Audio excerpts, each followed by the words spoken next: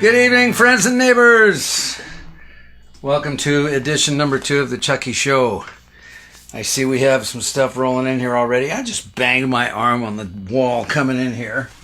That's why I had this. Waste not, want not, right? A little dab will do you. Boy, you get old, you break easy. What a week. What a month. Hope we're all surviving physically and mentally. Not easy for me. I'm very fortunate to have this little sanctuary of mine where I can do my thing musically and survive.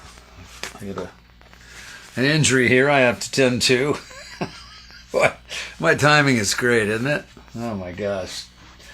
I was digging through some old stuff today and I found some really cool things. Might answer some questions that came in previously. And cheers. Nothing like a post-dinner cocktail. I've been asked to elaborate a little bit on the group Game. It's a long history, but it began back in 1965 with a group that was called Gas Company.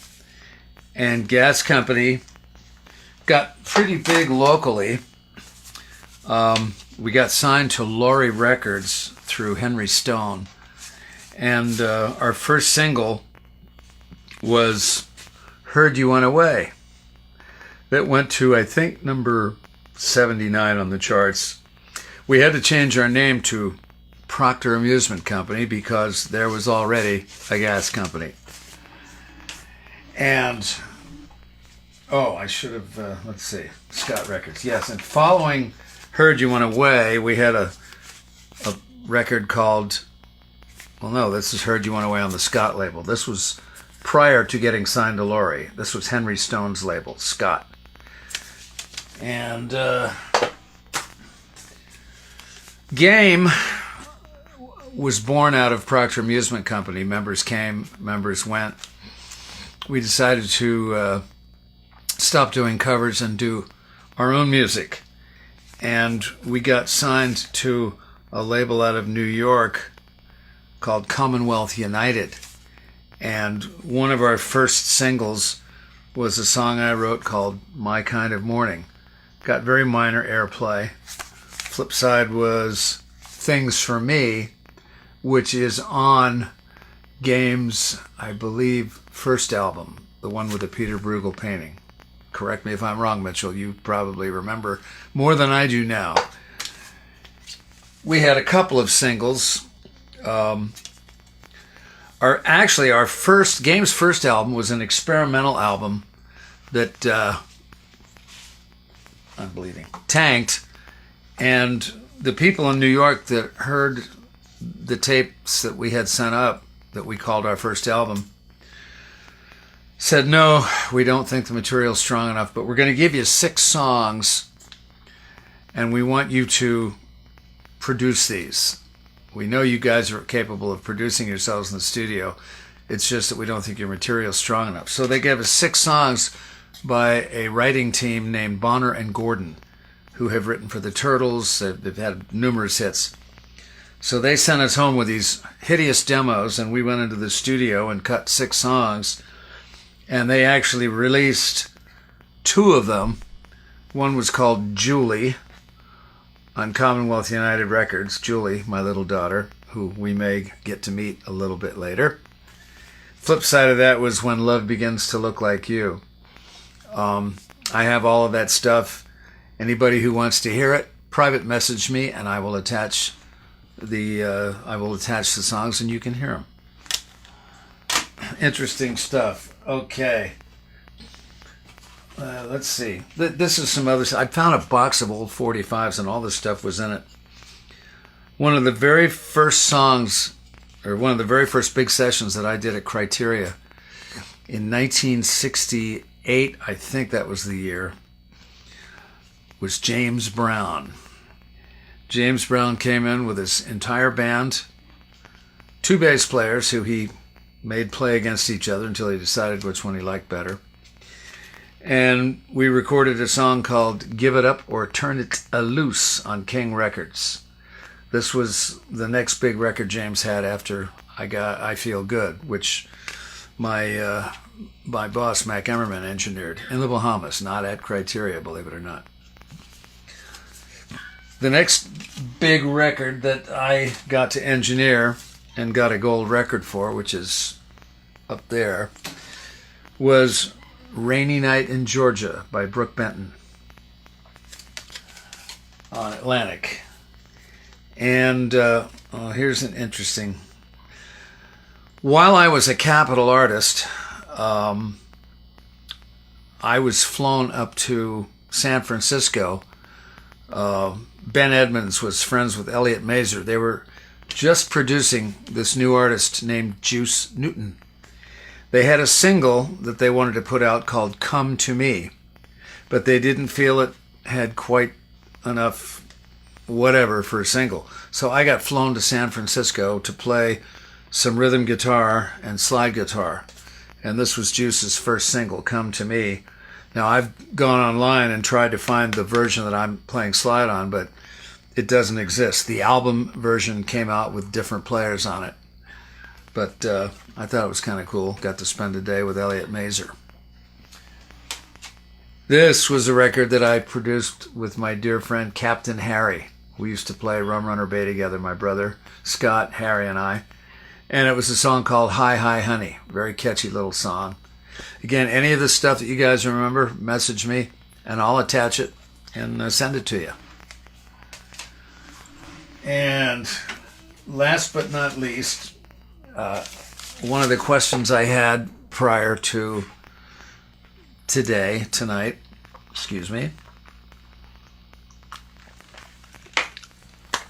Mitch Perlman, tell us about your first song you ever wrote. Well, I think this was the first song I ever wrote, and it was while I was with a band called the Aerovons. You've probably seen pictures, the striped shirts. We were the local Beach Boy clone, but before we did the Beach Boy stuff, we were doing Beatles like everybody else. And I wrote this song, and the people that were managing us at the time were the owners of the Winterhurst skating rink, which became Code One. A lot of Lauderdale history here. And they thought this song was so good and wanted to manage us. They thought we had a shot, so they decided to back the band. And we went and recorded my song, Was It Meant to Be, on the Winterhurst label. I'm sorry, guys, about the reverse thing. If somebody now can tell me how to fix that, I will. But Was It Meant to Be was probably the first song I ever wrote, and it got recorded. Neat. This, I just saw Mark Weiss. Hey, Mark. Cocktails. This was the single release for actually, that was the song that got me signed to Capitol. It's a song called Oh Dancer. And this was the German release and packaging. I have the regular Capitol single here on the orange label. Oh Dancer, and the flip side was a song called Every Day, which I would love to do live because it's real Allman Brothers. Cool. When I moved back to Florida, the disco craze was in full force, as well as roller skating. And I got this idea to write a roller disco tune. And I did, and recorded it at Criteria. And with the help of my good friend Joe Foglia, who was a co-producer, we did this thing called Roller Baby. I had this thing pressed up, and I went to every roller skating rink in South Florida and tried to get them to market it, but didn't have much luck with that. But Roller Baby, cute tune. Again, if you want to hear it, message me. I'll send it to you.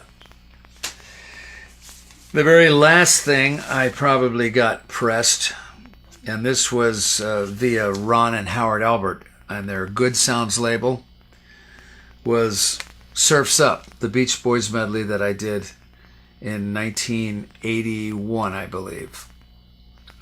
81, 82, can't remember now. It's been too long. But anybody that knows me knows all about the Beach Boys medley, and maybe that's for another time, another story. It's an interesting one. But I'd better get to some questions that are coming in hot and heavy here. There wasn't. Okay. First song ever, Was It Meant to Be? The last song that I just recently wrote was sort of inspired by the worldwide pandemic, a song called Stay Safe Inside. I posted that via SoundCloud several days ago. I will post it again for those who may have missed it. And cheers. Okay, criteria stories. My brother asked me to tell some criteria stories. I wish I had a way to illustrate. I wish there were a way to connect this directly to this, but it's kind of impossible. But I went to work at Criteria in 1966 when it was a single room studio. I had just graduated from college. I had gone to Criteria to do a report for my electronics class, and I got to meet Jack Davis and Mac, and I took notes and did all these things and did a report in college. And when I graduated, I'm losing my train of thought here. I got to know Mac and Jack, whatever. But when I graduated, I applied for a job at a place called Systems Engineering, Systems Electronic, whatever. And the day I got hired by that place, I got a call from Criteria to go to work there, which was wow. My mother actually got the call at home. She somehow chased me down in her car, flashing her head, pull over. She said, Criteria just called, you got the job there. I had just accepted the job at Systems and had to call him, and whoops, I just knocked my light over. Excuse me. This is live TV, folks. This is what happens. So I got hired at Criteria. I was there maybe 5 to 6 weeks. Ron Albert, my buddy, was already working there. After about 5 weeks of splicing old pieces of tape together and sweeping floors, Mac Emmerman came to me and he said, I just don't have enough work here to support having you and Ron. He says, what I'd like you to do is go up to Fort Lauderdale and go to work for a friend of mine who is building me a recording console, a fellow named Jeep. So up I went to a little hole in the wall on Sunrise Boulevard, and for a year I worked there soldering, fixing old hi-fi gear, and helping to wire up this monstrous console that ultimately went to King Records in Cincinnati. And as soon as that console was finished, we started another one, which became the very first console in the new Studio A. Criteria underwent an additional construction in 1968 with the help of the Gravitt family, and a second wing was built, which became Studio A, and the original studio became the infamous Studio B, where all the Atlantic stuff was done, including Layla. After a year at Jeeps, I get a call from Mac, and he said, I just lost my main engineer. He's going back out on the road with Wayne Cochran. That was David Harrison, who also became a world-famous designer of recording consoles and was partners with Jeep on the design of the infamous inline console. So I took David's place and immediately started doing sessions at Criteria, 1967, late 67. And boy, a whirlwind. It was a little slow at first. Criteria's business was mainly local people with money that wanted to make records, and jingle work, some of which I participated in. That's another cute story. All this time I was playing in Procter Amusement Company and then Game. And in 1972, Game decided to move to California, and I left Criteria for the first time. But I got to touch on the jingle thing. I've always loved doing jingles, and some of the first ones I ever did with Game were at Criteria. There was an arranger, everybody's heard of Mike Lewis. Mike was the local contractor and the local arranger. And Mike would get these jingle jobs as producer.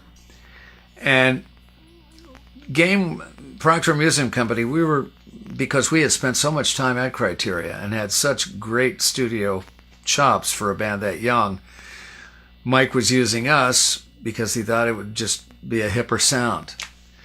And I remember one particular jingle date we did. It was for a local agency. I think it was Hume Smith Mickelberry. The executive producer was this little guy named Wayne Vaughn, who always wore these fancy suits.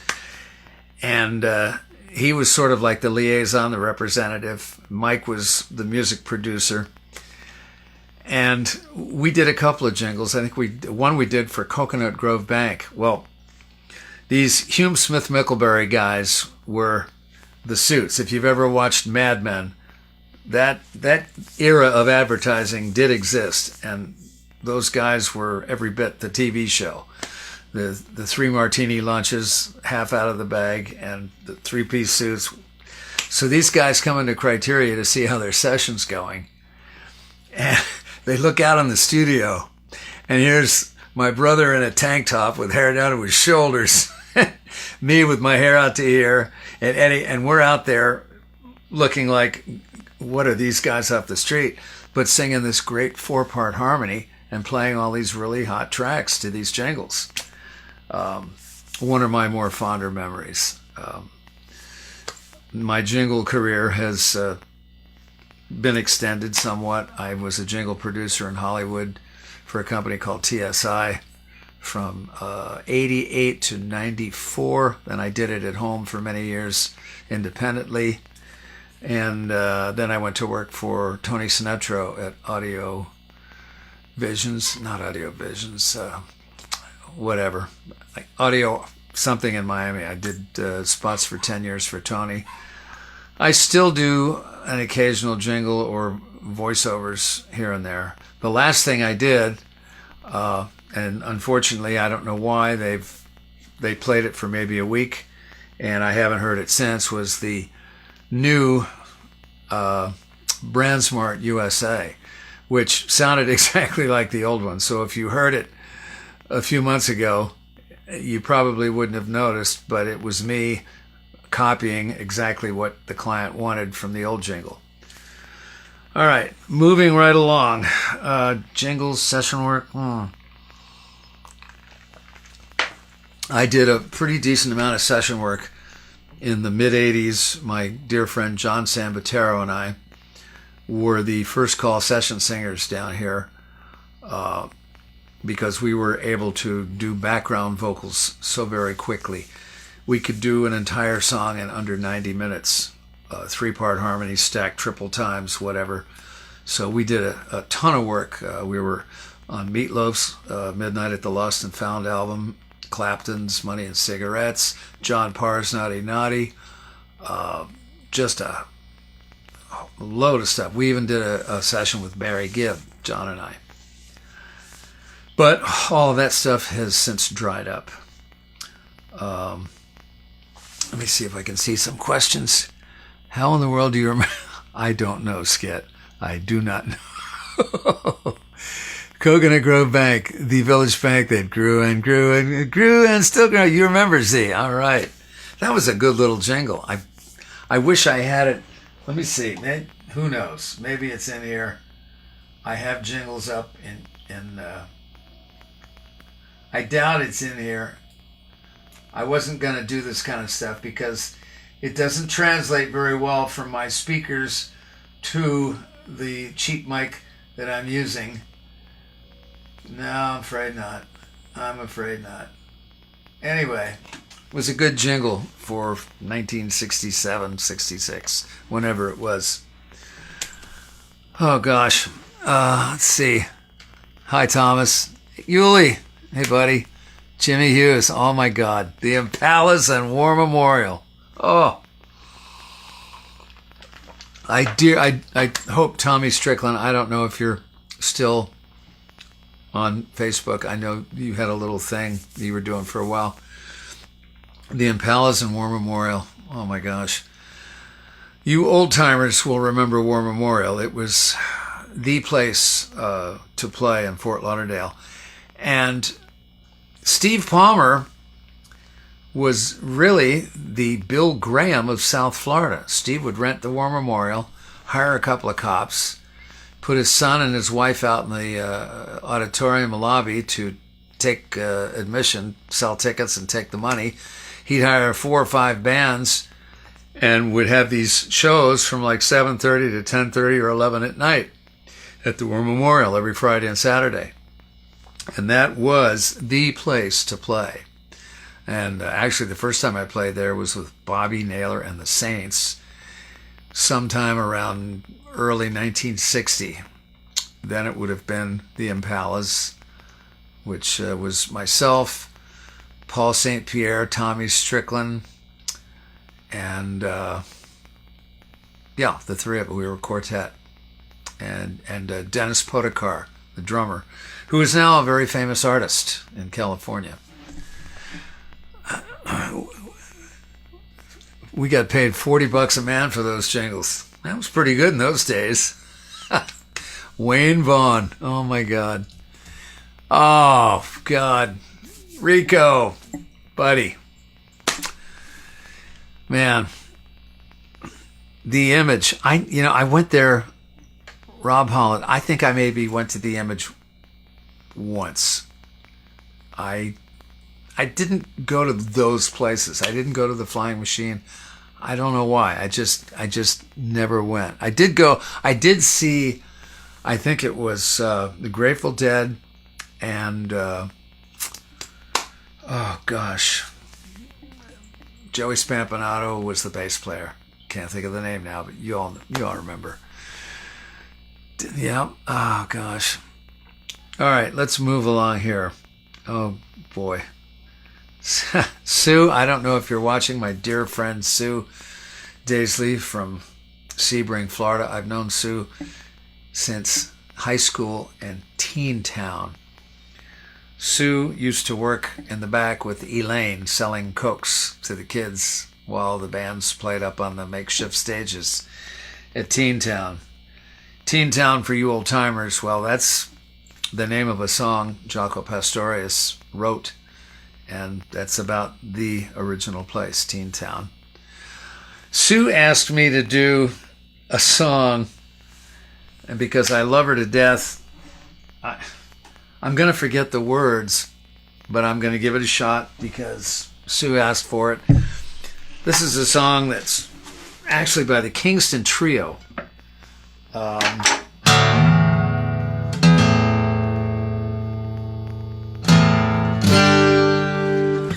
The last time I played this was with Denny Williams, who was in the Aravons. Denny was a huge Kingston Trio fan, and again, I'm putting my butt on the line here.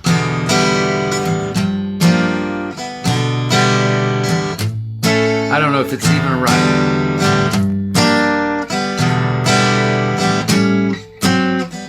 Scotch and soda, button your eye. Oh baby, do I feel high? Oh my, do I feel high?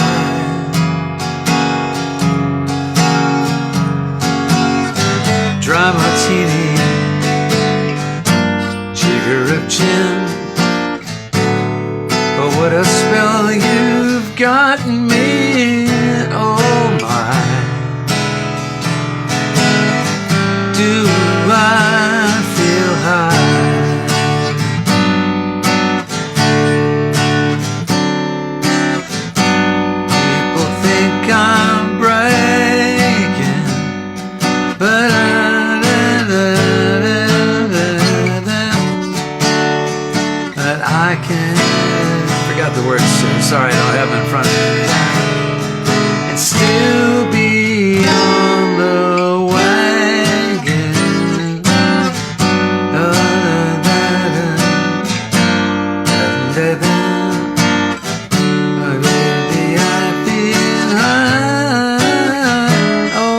Why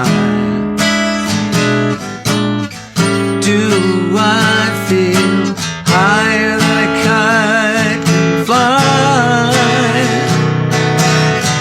Give me love and maybe I feel high.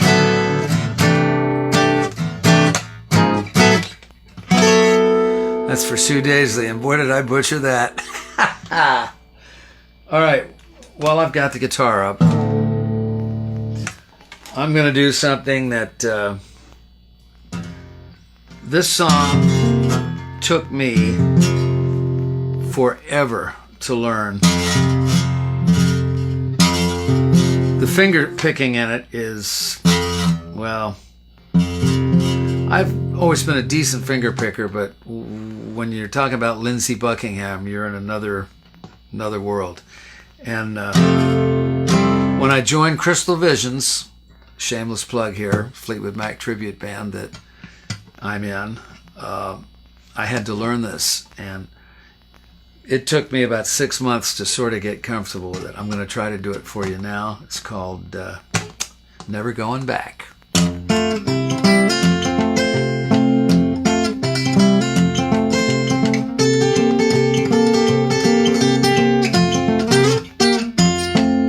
She broke down and let me in.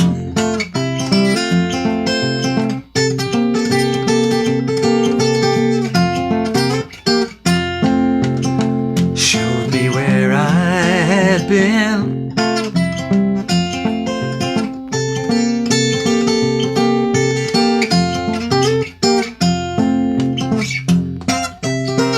Been down one time, been down two times, never going back again.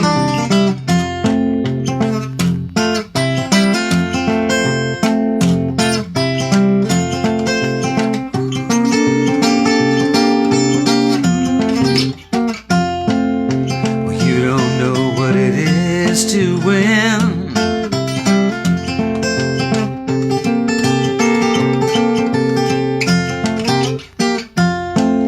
So come on down and see me again.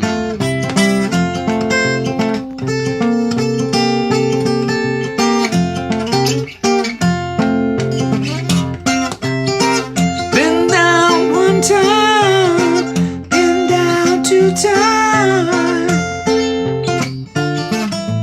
never going back again.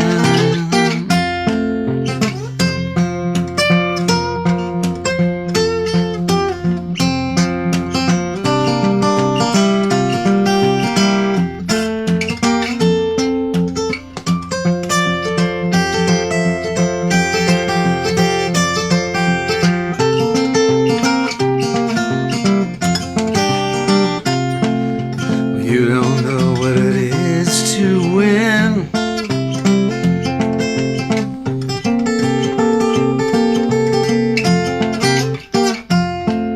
So come on down and see me again. Ah.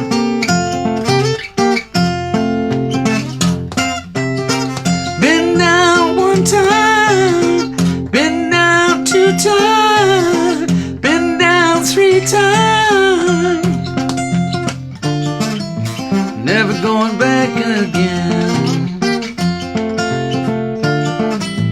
Never going back again. All right, got through it. Okay.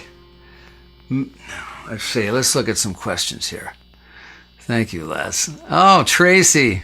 Oh, my. Tracy Bixaman. Hi, Dee. Thank you.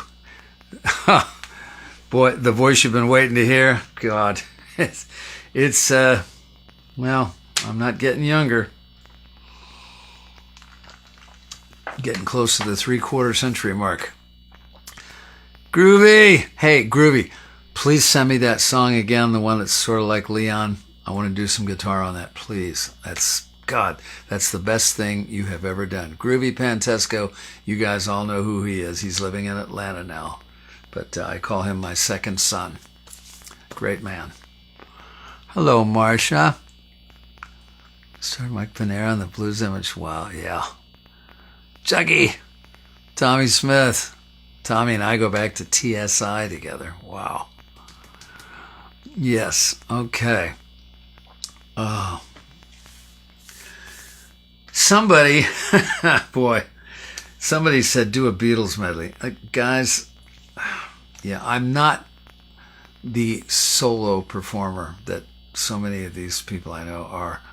I'm so used to being in bands, I like to hear the big, huge sound around me. And to try to do Beatles songs, I don't know. Let's see.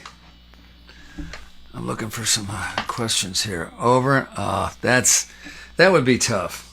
I can't even play that right. Over and Over was a song from my 1978 Capitol album, which we covered that last time I was here. It's kind of tough to do as a solo. You guys are so good. Where's my plectrum? I don't know. I don't think I'm going to be able to do this, but let's go electric for this. Huh?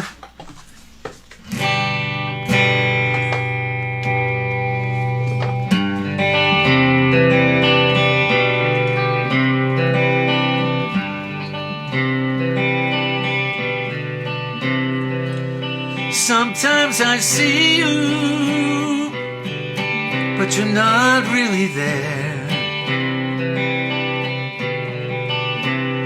And I often wonder why I still let myself care. Too high. You know I must be a fool who lives in the past. 'Cause I still don't understand why our love couldn't last.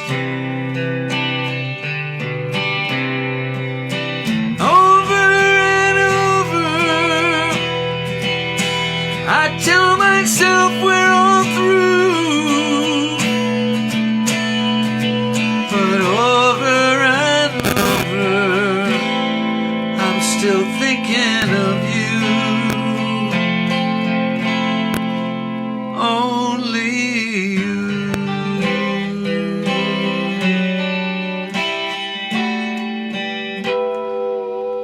That's too high for me anymore, John.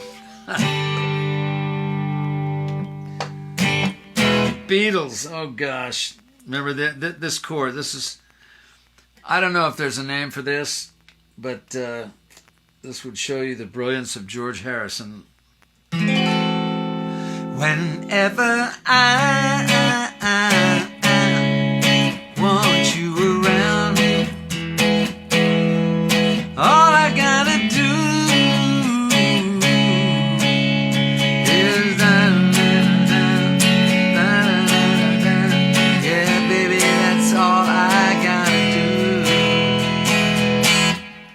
do. Okay. And then there's he's a real nowhere man, sitting in his nowhere. Wish I had a harmonizer. Thinking all his nowhere plans for me.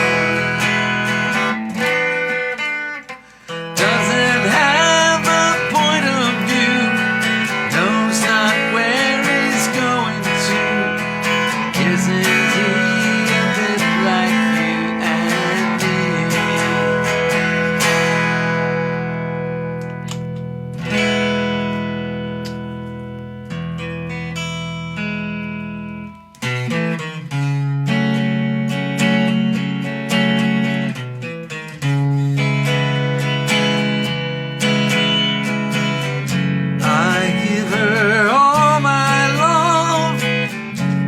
That's all I do. And if you saw my love,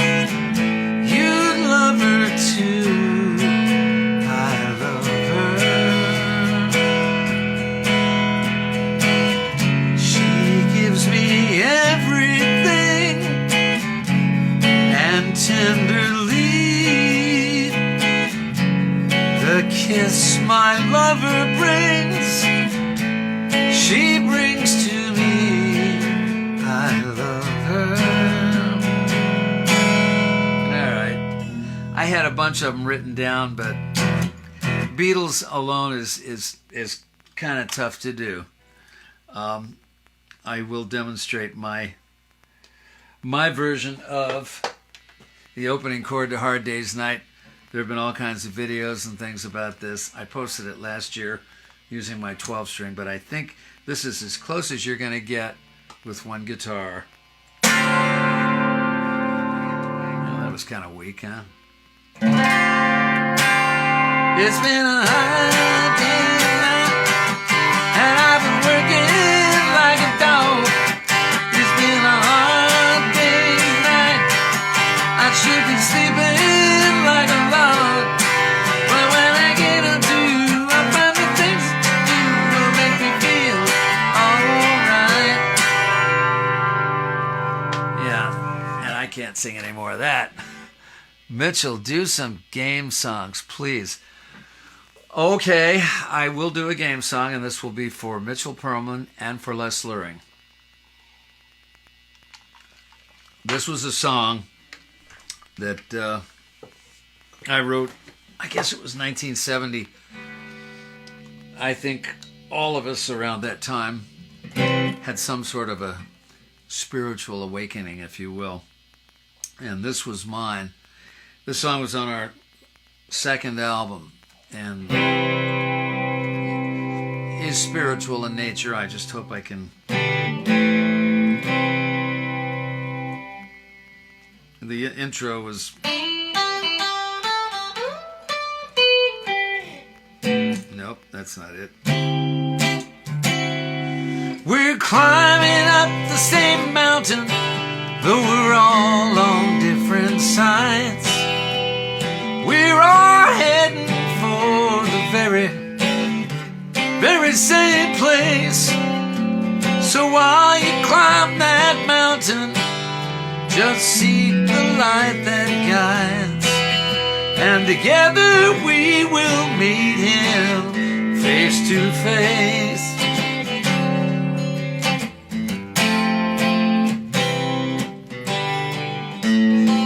There never was a time when he was not.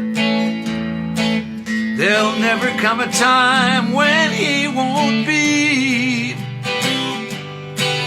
So to give him something to do, he created me and you. And the difference sometimes makes it hard to see that we're climbing up the same mountain, though we're all on different sides. We're all heading for the very same place. So while you climb that mountain, just seek the light that guides, and together we will meet him face to face.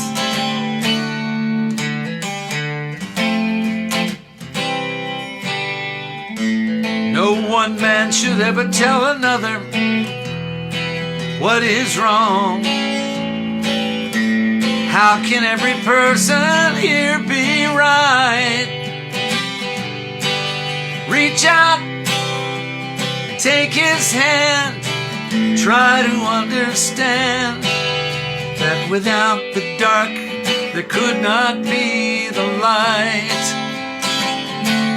That we're climbing up the same mountain, though we're all on different sides. We're all heading for the very same place. So while you climb that mountain, just seek the light that guides, and together we will meet him face to face. God will save the whole human race.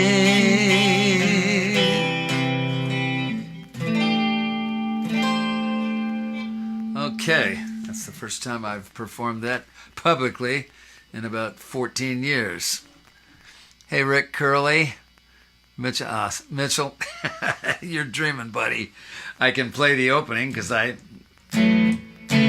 no, I can't. There it is.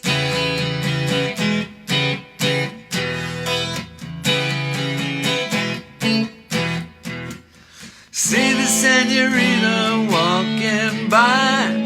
She's the kind of girl that it's not my song. Eddie wrote it, so I can't remember any of the words. I did, however, record a follow-up to it, and I posted that several months ago. I think it was called Return of the Senorita or something, but I don't remember the words, and that's loaded with harmony, a million guitar tracks. So, hi, Marone. Oh, gosh. You want me to do that Firefall song that I can barely sing anymore? Oh, gosh. Well, for my dearest cousin in Las Vegas, I will try. Let's see, I don't know. I'm having a problem. I had these nails put on a couple of, a month ago. They're growing out and they are catching on the strings real bad. So if you hear me scream and see a nail fly across the room, you'll know what happened.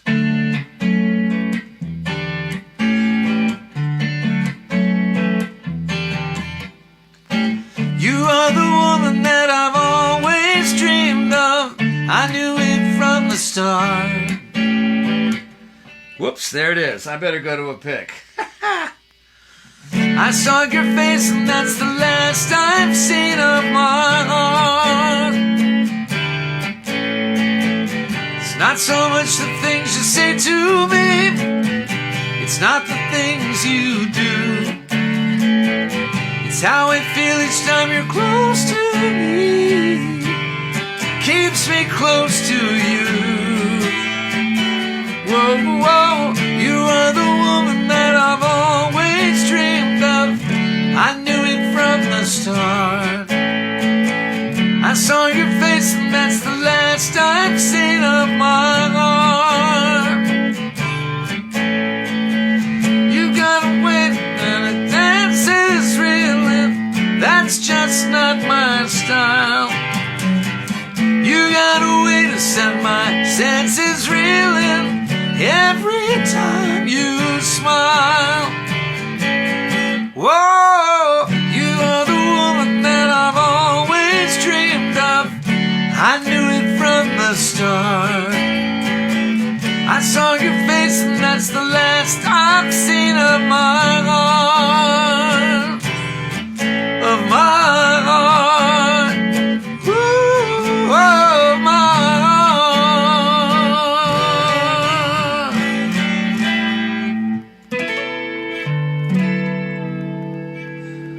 There it is. Okay. Hey, Greg. Hey, man. Linda, Bobby. Okay. Charlie Bird. Hey, man. Wow. Linda. Oh, you're very welcome, Marone. I love you and miss you. You too, Trace. All right. Oh, boy.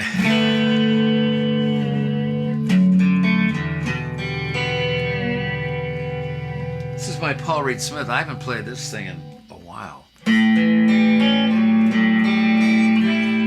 Actually, I played this quite a bit, or I made not that much, but it was one of my guitars when I was in the Long Run Band. And I miss those guys. I don't know if any of them are watching. John Tillman, Gary Wayne, Kevin, Jonathan, Henry. Miss you guys. Miss you guys. Dell, we got to get together, buddy. Show me some of those stupid hot licks that you play. Wow. Long Run, Eagles Tribute. There's no better one in the world, folks.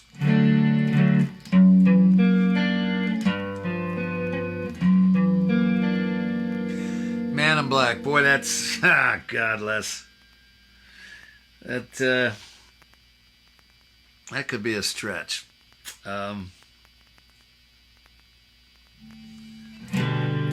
kind of a sad song too, but I don't know whether to, maybe I'll go acoustic for that.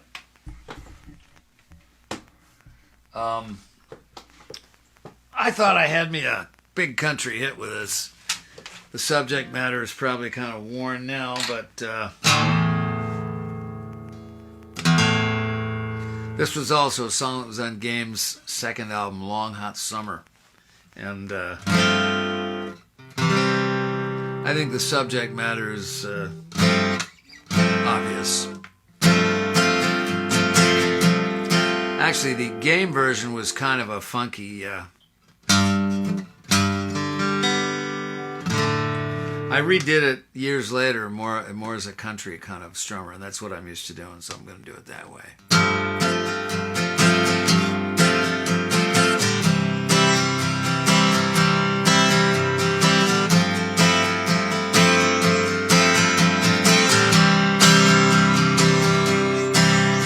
Well, I counted the days since you took off and never did come back. I got somewhere around the hundreds of days. Then finally I lost track. Then a man come around with the papers. If I read them right, says the man in black will perform the act in spite of the man in white.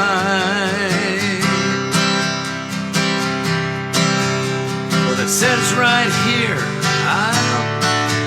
how I treated you so cruel. And as I read more, I realize I was such a fool. Doesn't matter much now, 'cause you're gone away. It just don't seem right that the man in black will perform the act in spite of the man in white. Well, I guess we could have dragged it out. What would be the use? Things were looking better. Yeah, we tried to call a truce.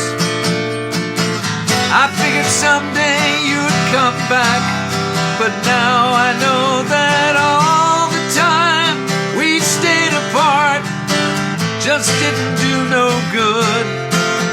'Cause I still don't understand those things I never understood. Oh Lord, way up in heaven, tell me what will be my plight when the man in black has performed the act in spite of the man in white.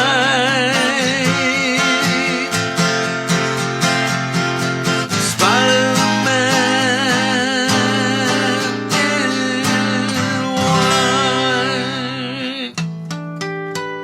white. It has a modulation and all kinds of crazy stuff on the country version, but I have no voice left. Okay. Matt, hey man, that house is looking good, dude. I want to come up and hang out in that studio when it's done, do some serious jamming, okay? Hey Frank, good to see you. Rocco, hey, man, it's been forever. The real band.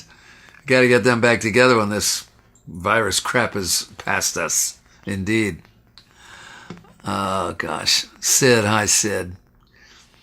Give Sherry a big hug and kiss for me. Okay. All right.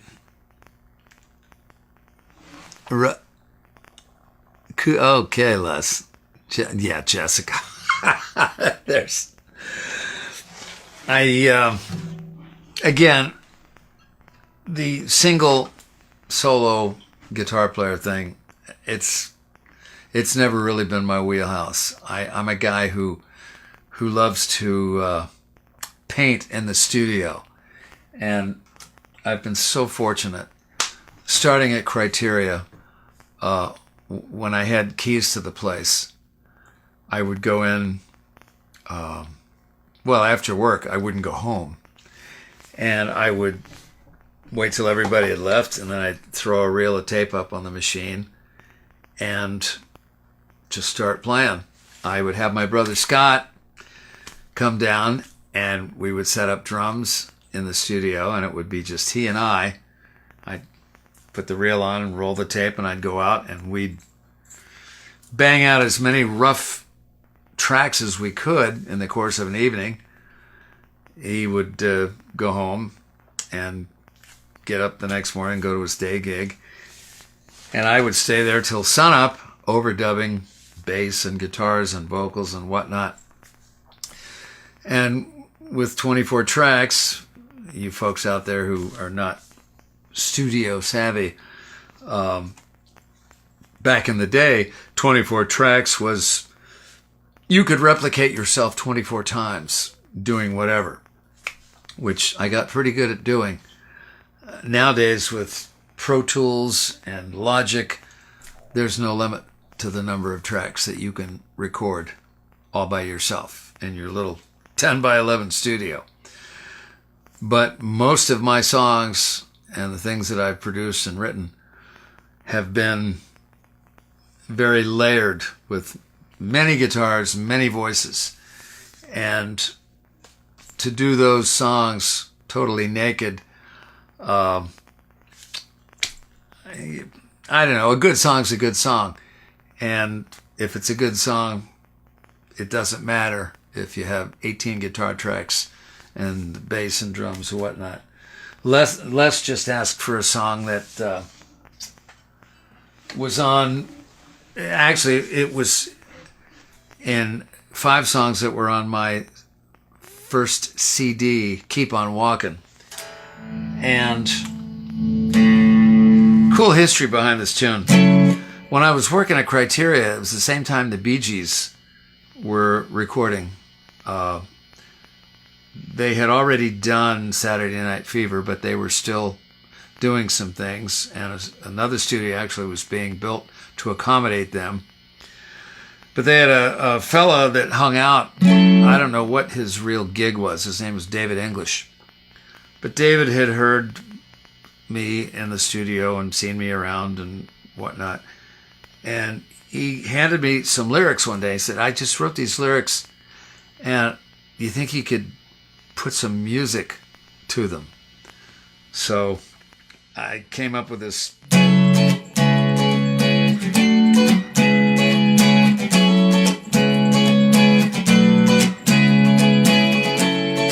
Again, it was just that guitar part and my brother playing doom, bow, doom, bow.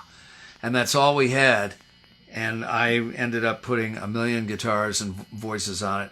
This is something, you ask for it, private message me, I will send you. But see that car outside the studio, belongs to a girl that I used to know. She says she's 20, but she's telling lies about her age from the other guys. There she goes into the taillights blur. I can't get close to her. Oh my God, now I wanna see her before she drops away. Jessica, into the night. Jessica. I have no falsetto. Actually, what inspired that song, I think, was the fact that while the Bee Gees and Andy Gibb were at Criteria, multitudes of high school girls would congregate across the street daily, hoping to get a glimpse of either Andy or Barry or Morris or Robin. And I think this song is about, well, see that car outside the studio. They would come after school and sit until sundown waiting to see any one of the Bee Gees.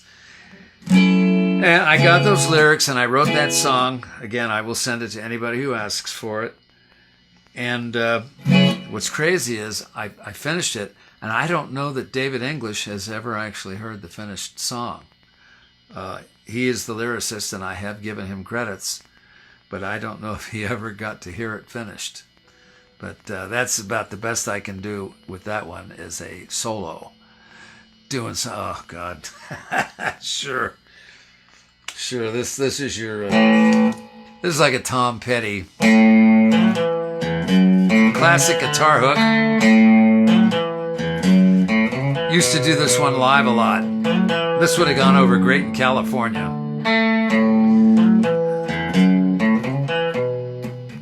When I first saw her, she was standing by the cigarette machine. They had them back then. She was all by herself. Couldn't have been more than 19. Every guy in the place was laying on the sweet talk. She just kept telling them all, hey buddy, take a walk.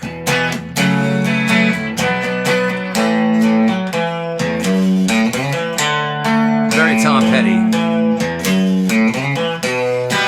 Well, I didn't have a damn thing to lose, so I thought I'd try. Walked right up to her, I looked her straight in the eye. Oh God, you don't look like you come from this part of town. And she laughed and she said, hey boy, wanna go outside and fool around? I must be doing something right. I must be doing something right. 'Cause that girl is going home with me tonight.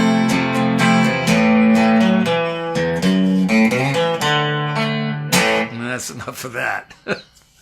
Can't believe I even tried to do that one.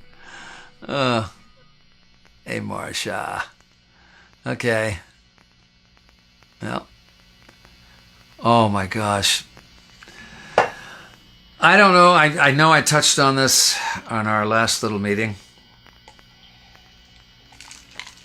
But the reason I'm sitting here playing this, and I think I even showed it the last time, my mother's guitar, which since then I've done some research on.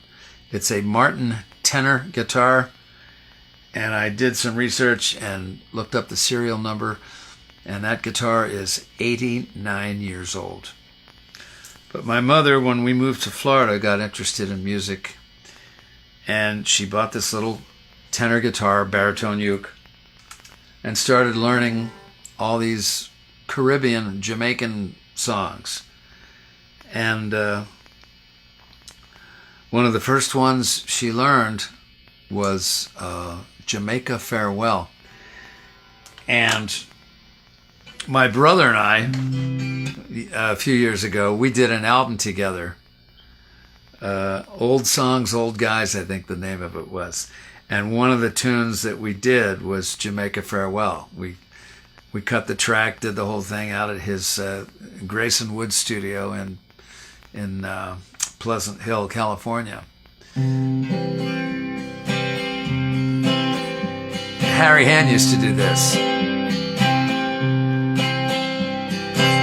Down the way where the nights are gay and the sun is steady on the mountain top, I took a trip on a sailing ship, and when I reached Jamaica, I made a stop. Now I'm sad to say I'm on my way.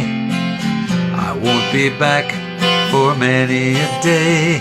My heart is down, my head is turning around. I had to leave a little girl in Kingston town.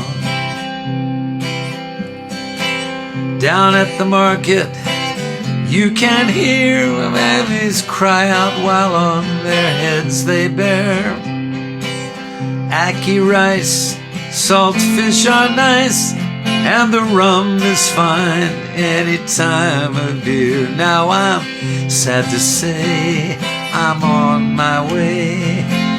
I won't be back for many a day. My heart is down, my head is turning around.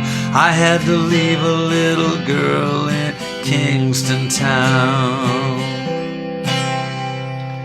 That's as much as I can remember. And then there was, oh God, brown skin girl, stay home and mind baby. Brown skin girl, stay home and mind baby. I've gone away on a sailing ship, and if I don't come back, stay home and mind baby.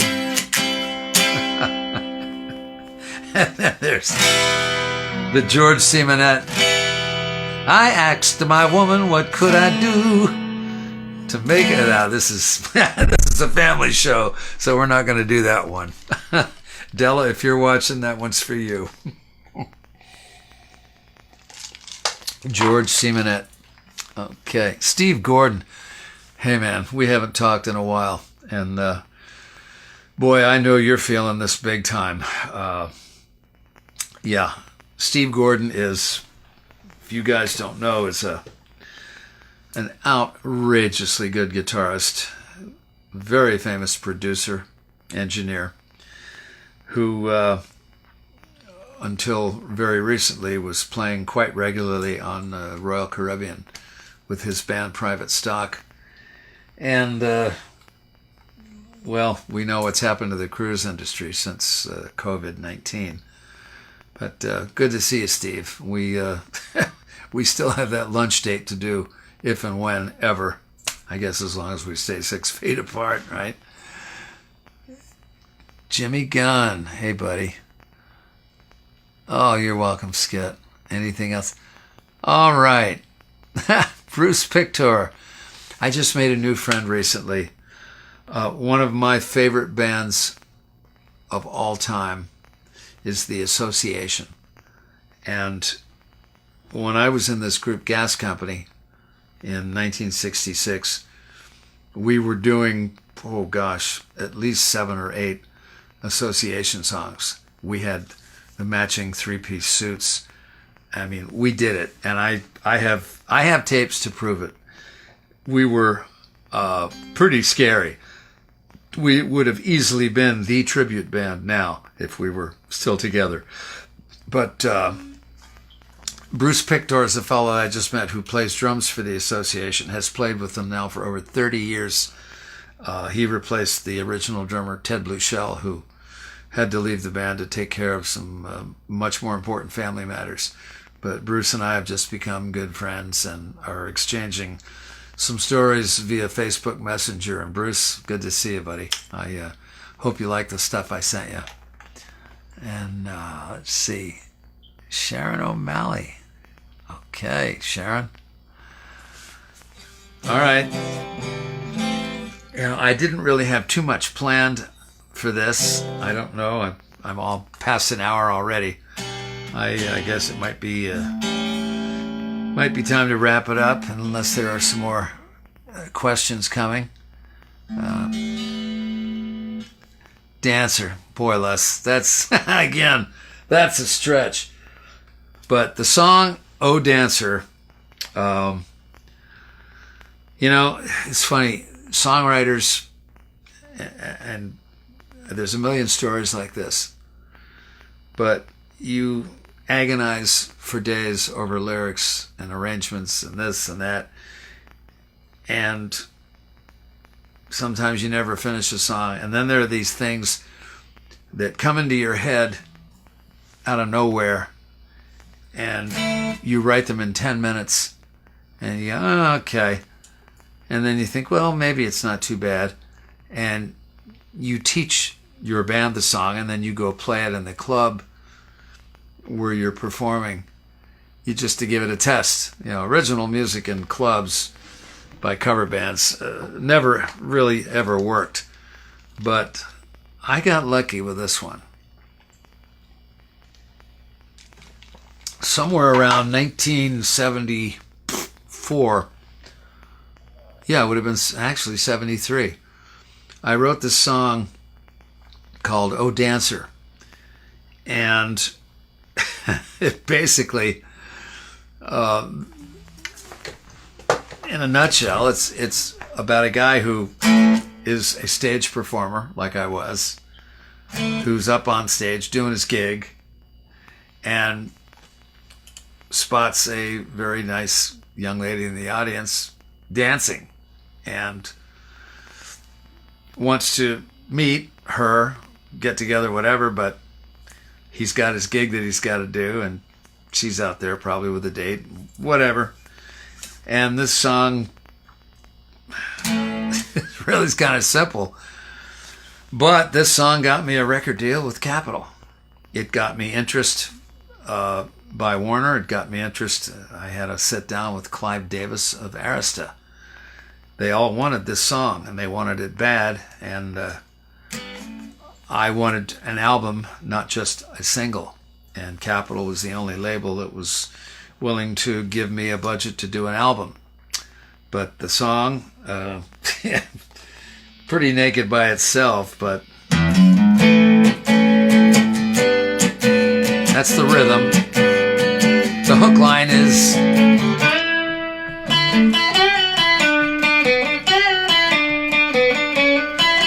"Hey girl, you're driving me crazy, watching you dance that way. My fingers freeze 'cause you're such a tease. I forget what I'm supposed to play. Oh, dancer, little darling, I ain't never gonna be the same. Oh, dancer, I love to watch you, but you're driving me insane." It's hard to do, but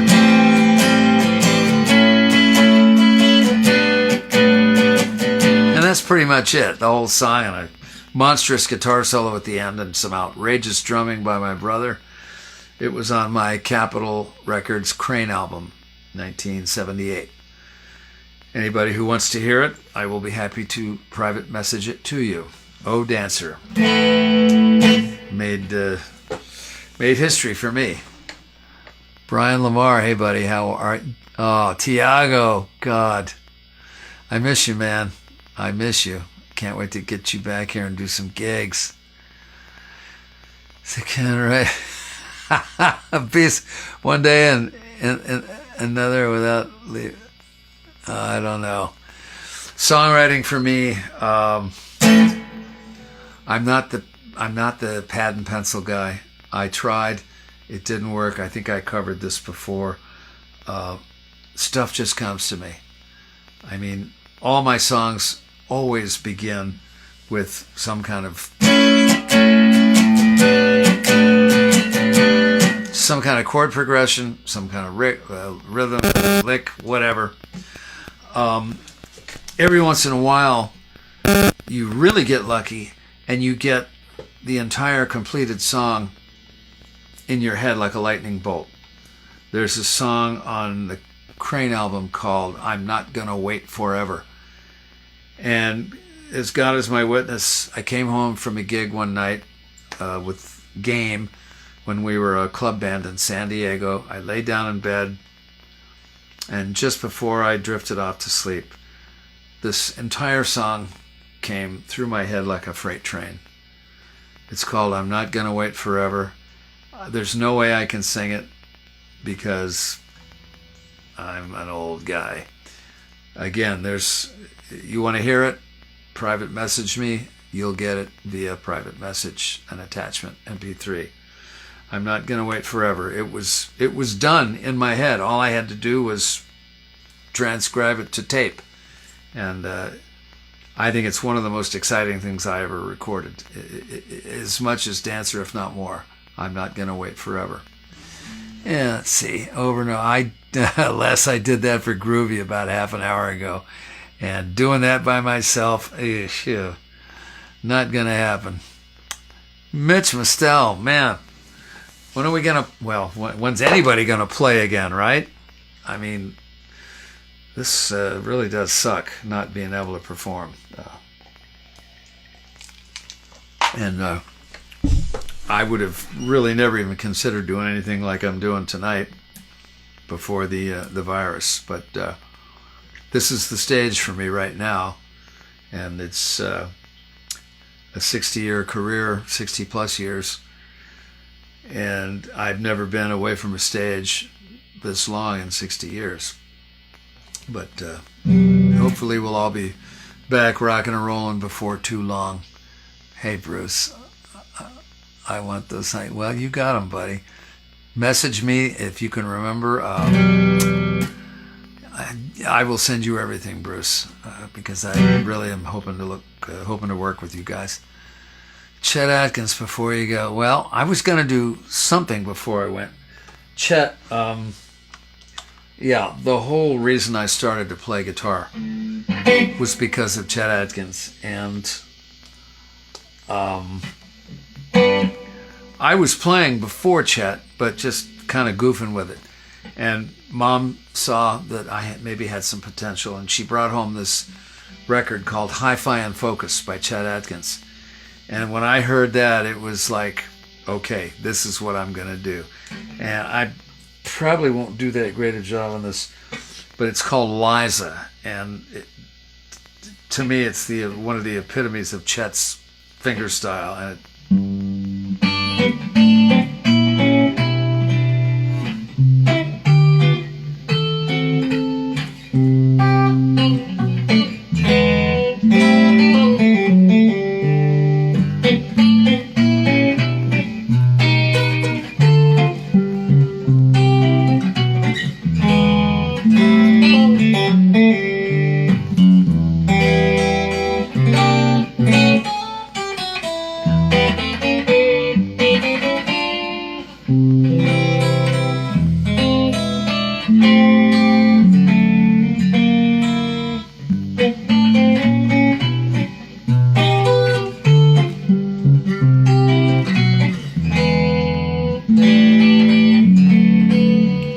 this is where it gets good.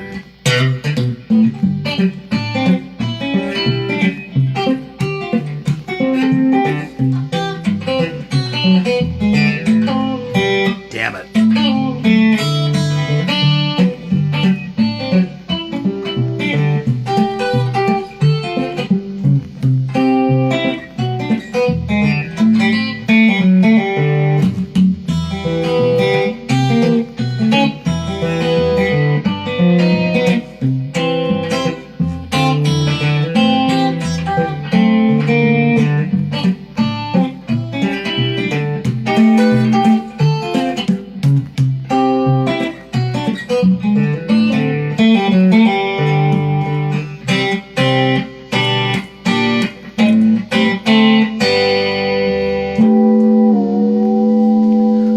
That's the best I can do with that one. Okay. Bruce, you would. Oh my God, man. Nah.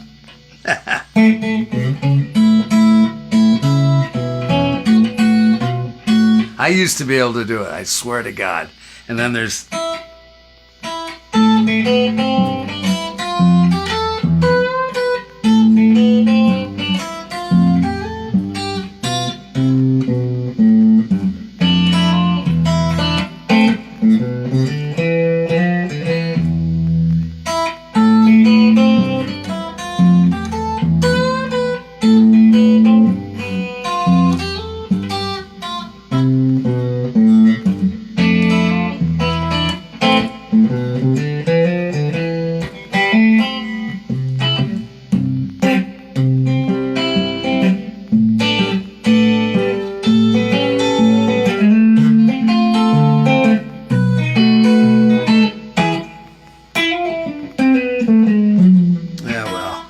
The first one was...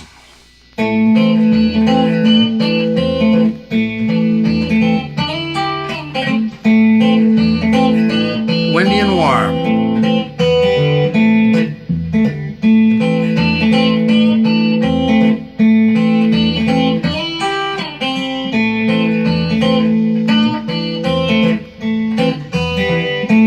And then there's...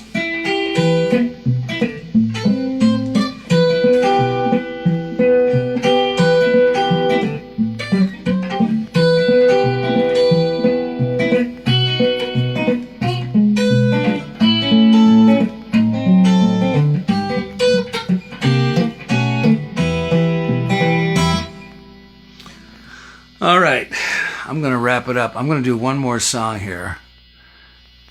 Gosh. Ricky. You got it, baby.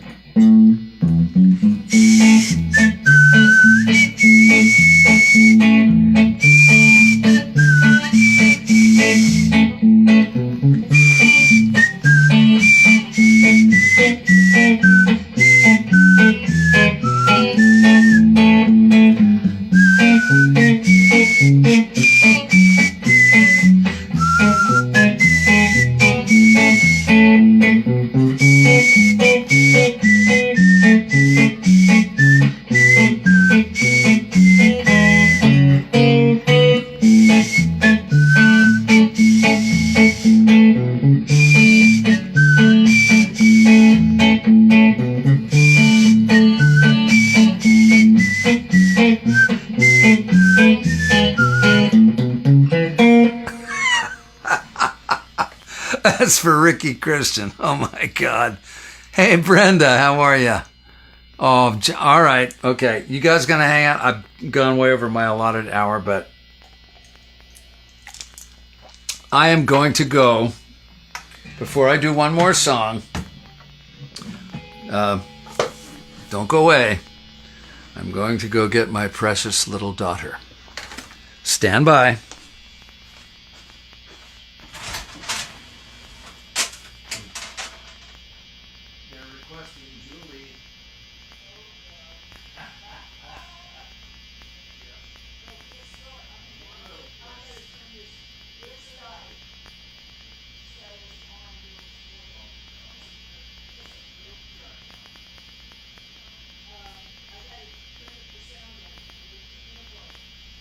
No, she's not going to see anybody. Julie, Louisiana Center to me. Bluebirds fly. Yo! There she is. My sweet little girl, my sweet little precious. Oh, I've never had more fun with any one little dog. This is Julie. Julie is a 6-month-old miniature schnauzer, and it's amazing because she's not barking right now, which has become her new hobby, her new career, barking at anything and everything. Right, little puss? Huh? She has very feline qualities with her paws, the way she arches her back when she stretches. So her nickname is Little Puss, my little kitten. And she definitely needs a haircut. She's a little fluffy, but that's not an easy thing to get done nowadays. But I thought I would bring Julie in for you guys to see. Oh, I love her. Here you go, close-ups. Are you ready for my close-up, Mr. DeMille? Little Julie. Okay, say goodnight, honey. Daddy gonna do one more song and we're out of here. Okay. All right, I'm going to wrap this up. I'm going to do a song from my, gosh, I think it's my, I don't know whether it's Keep On Walking or the HHK. Again, this is one of those songs that is best served by full production, but that's just me.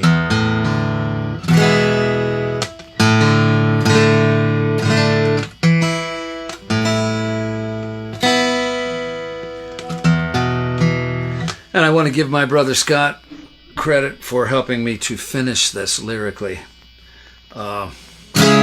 It may seem like kind of a morose, sad song at the beginning, but I'm going to wrap it up with this one.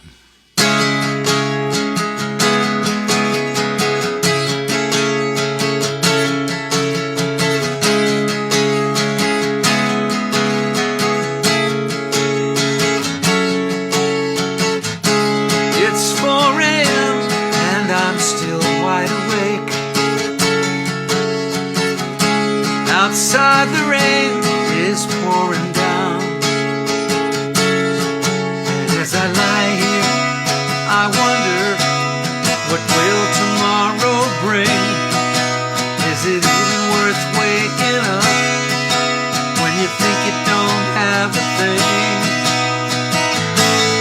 if I can sleep, I know that I can dream away this pain.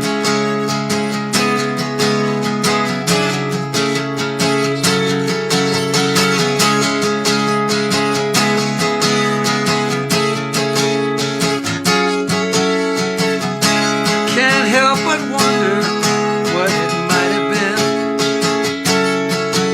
had I taken that other road so long ago.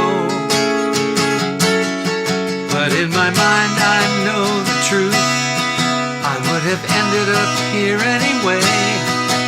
And it really doesn't make a difference when you have to face another day. And if I can sleep, and I know I can dream away this pain. The sun is shining all around me, I get to live another day. I'm gonna find what makes me happy, then I know I'll be okay. Then the sun starts sinking down, like that feeling in my heart. And as I lay my head to rest, I hear the rain begin to start.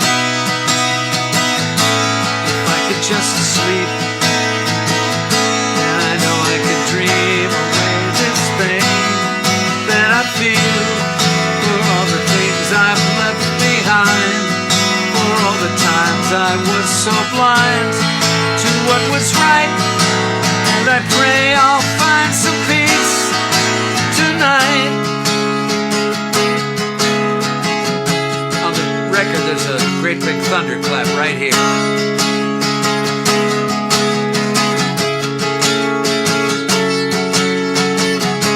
It's 4 a.m.